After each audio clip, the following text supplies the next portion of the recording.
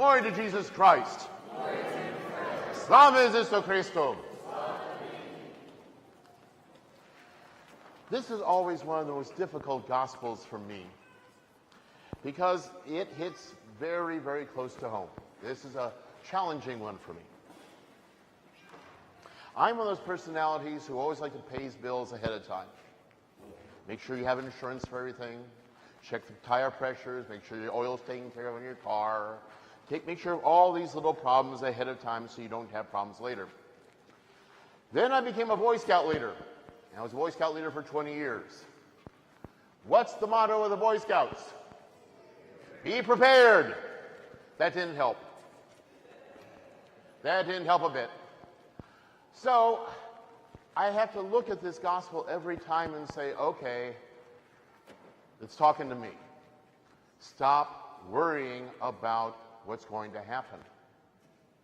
Have faith in God. At the same time, it doesn't mean, nowhere in does it say, be stupid. We have to make sure that we take care of one another. We have to make sure we're able to feed our children, that they have a roof over their head, food in their bellies. There's basic things we need to do, but at the same time, we cannot allow it to be the first thing on our minds.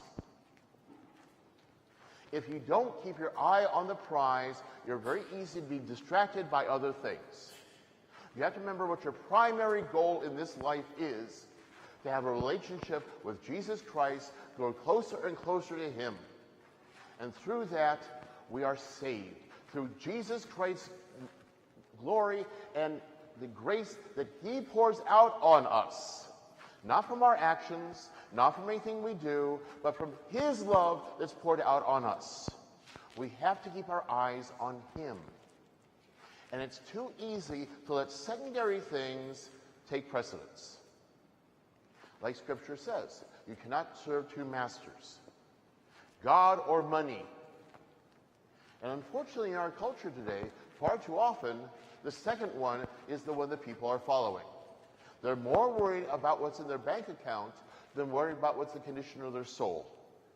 And this is a problem that we all have to be very cautious about. We have to remind ourselves what our primary goal is. Our life on earth is temporary.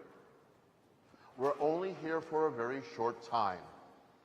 When we look at what we do in this life, think about when you're going camping, again, back to the Boy Scouts. Your tent is a temporary structure. It has to be there. You want to have a good quality one in order to protect your body. But you're only there for a short time. It would be silly to drop a month's wages on a tent. You're only going to be in it for a short time. It's the same thing true of our lives, though. It is foolish to spend your entire life trying to take care of now when your future is with God in heaven.